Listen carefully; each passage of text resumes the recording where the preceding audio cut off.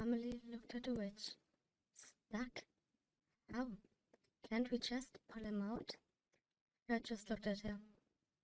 Yeah, if it was that easy, you would have done it already.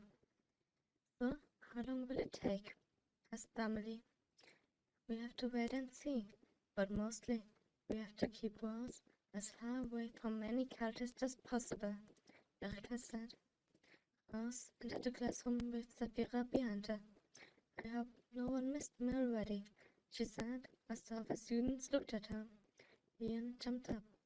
I thought he left a cap at her and tucked her.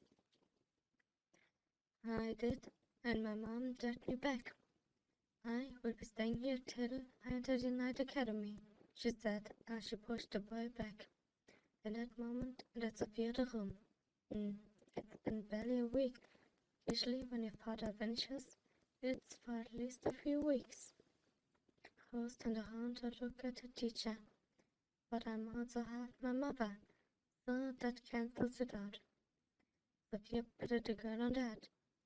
Good thing that doesn't go for your older sister, she said, and looked at Sapphira.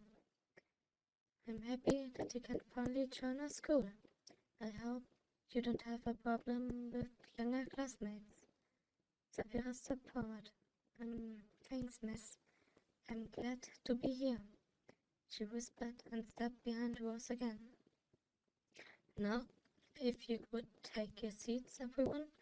Today we'll start with a little reading exercise. Sapphira, if you can share a book with Rose for now. If you would start reading at page 27. And with that, the class started. During her first day, did Sapphira meet a lot of students. Rose took her to the roof of the school during the break. Ian and Mesh were already there waiting. We aren't allowed to tell her that, Ian said as he noticed the girls. Mesh, since I'm back, can we finally talk about your fears? Mesh looked at her. Are you trying to distract yourself from your father? Rose tried to look in the eyes. Oh, I guess. She muttered. Mesh went over and looked at Sapphira. Then it can wait till you are old enough. With that, she patted Sapphira, forcing her to turn back into her dragon form. Why does my age matter? What's so special about it? She yelled.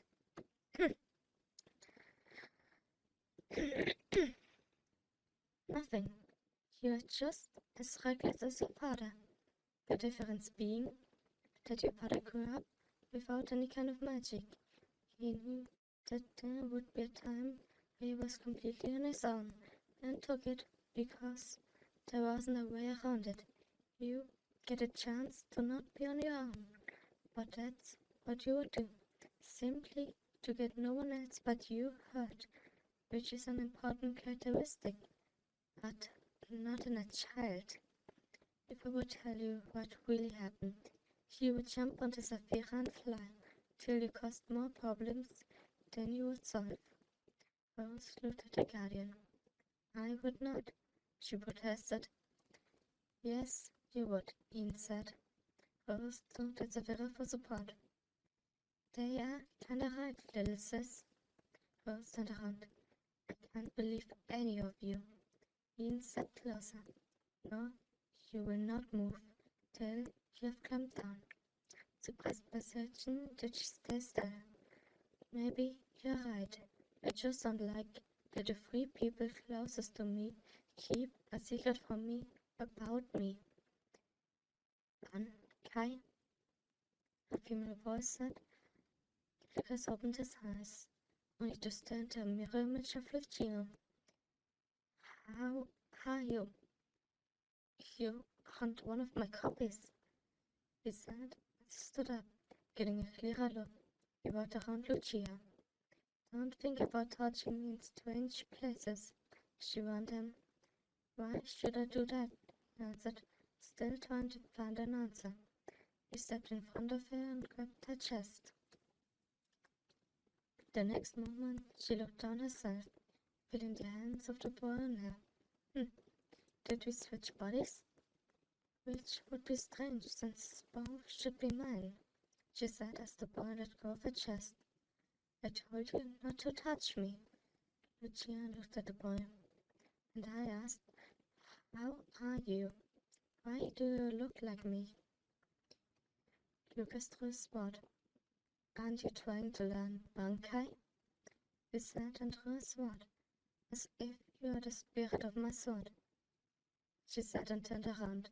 Without hesitation did he step in the back, but she could see the sword sticking out of her stomach before the pain reached her head. With the same speed got the sword pulled out, forcing Lucia to fall on her knees, fighting for her.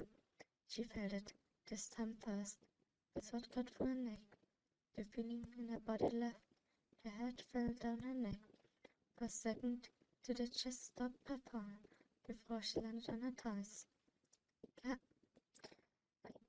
can't feel my body, she said as her hands lifted her head up. I know. It's mine now. The boy said and let her body from her head in the air for a bit. Held it, lowered the body, and with the next catch, that she stopped throwing the head. Well, sure it was a good idea to turn your back on me, he said. Well, you stole my body, decapitated me, and took Mother Form's body. Normally, I would expect a date first. Then again, I am already married, so that's off the table, she said. He leaned closer to her, looking the girl deep in the eyes. You are scared.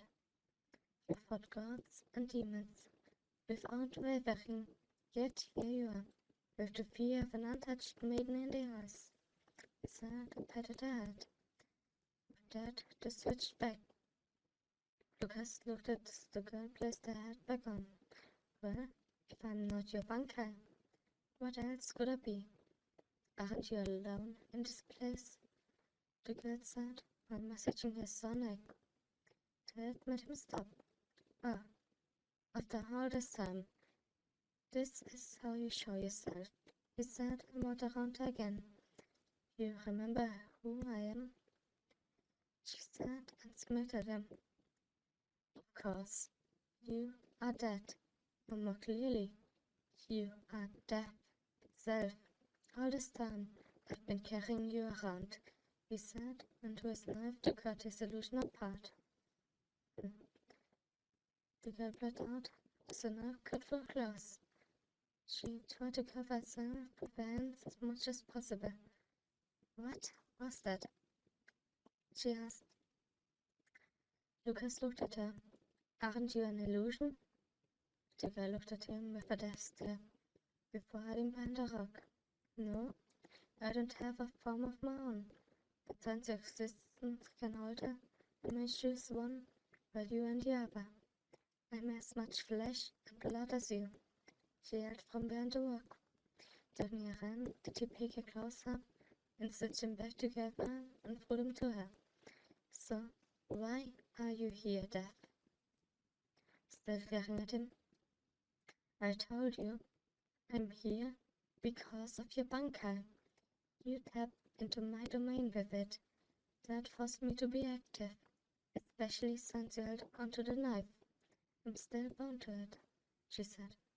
Well, should I release you then? He asked. The girl looked at him. You could.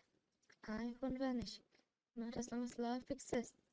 But if you do that, there's nothing holding this castle bound together. Lucas looked at her. Which would kill everyone, he said to himself. What will you do, human? He asked. I will have to beat you. If I can beat you and stop the remnants of the souls from spreading, everyone else lives, he said and summoned a nameless sword. The girl stepped back and created a scythe. You are too sure of yourself. It will be a pleasure to finally let your soul to the other side. With that, both stepped forward, ready to fight. I am the ball of my sword, Excalibur. With that, the nameless sword changed. Huh?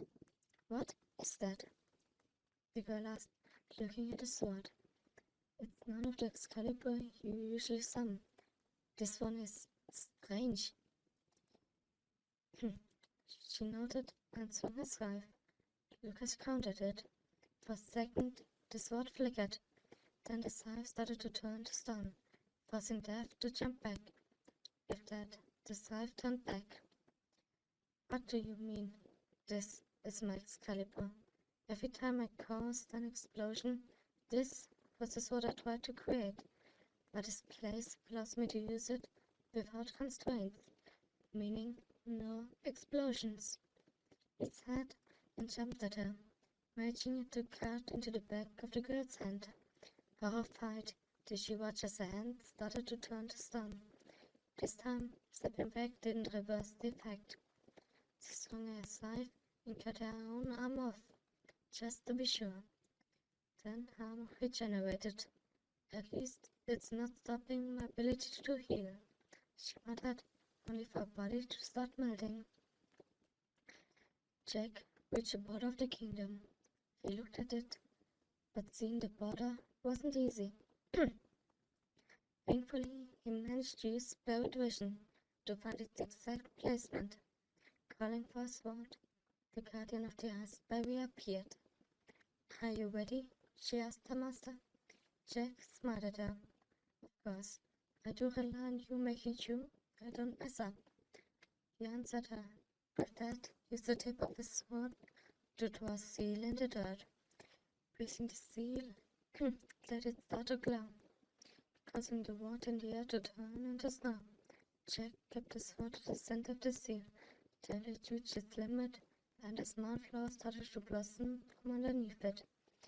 That is the first one, my knight, the Guardian said. With that, Jack picked up his sword and started to follow the border a bit more. Rose, wake up, Emily yelled, only to hear her daughter turning around in her bed. Young lady, you get up by 3, or I will burn you out of that bed. 1, 2, 3. With that, she heard her daughter's feet hitting the floor. She ran past the kitchen in her pajama, only to turn around and get dressed. There, do you have any time for breakfast, or will it be too late? Emily asked. Rose picked up a toast and left the house. Rose made to jump onto the rooftop of her mother's house. She looked up to the city, only for her eyes to look onto the academy. Jumping from roof to the others. She could see that the Albany students. With that, she reached the building and jumped off the nearest roof, nearly jumping into another student. Rose, can you not try to murder people? Ethan said as he walked over to her. Hey, I didn't leave a scratch on anyone. She countered and walked towards the school. Siegfried stood in front of the entrance of the school. Well, young students, I'm glad you made it this far. I'm Siegfried, and I will be your teacher for the next 3 years. After which, I expect all of you to be knights, except for Crown Prince. But that should be the only exception, he said, and stepped to the side. With that, the new students could enter the academy. Rose and Ian walked past Sieg, only for him to grab their shoulders and guide him to the side. We will talk after the school is over, so no running away, he said. With that, Rose made the first steps into the Knight Academy. To think that's the place where your parents met? Sophia whispered into Rose's ear. Bah! With that, Rose stood forward. Miss Sophia, what was that about? Rose yelled as she turned around. Like I would miss the first day of your kids, especially since your mother can't be here and... She stopped herself. If that she wished Rose and Ian good luck and left the kids alone. Today's the day. From this point on, we and Night Rose started before she slipped into the entrance hall and landed face first on the ground. Shrek right out of the floor. He had it before helping her. How's that? One of the older girls said, and smiled at Rose. With that, Rose, Hina, and Zafira searched the whole classroom. Girls, you are with me, an older voice said. The three turned around to see who was talking to them. Becca looked at the other. Becca looked at the three students. Now let's go. We don't want to be late on the first day. And with that, she guided them through the building, bringing Ian to his class on the way. Zeke waited in his office for the school day to fully end. Sitting in his office, he was wondering if the girl would come or not.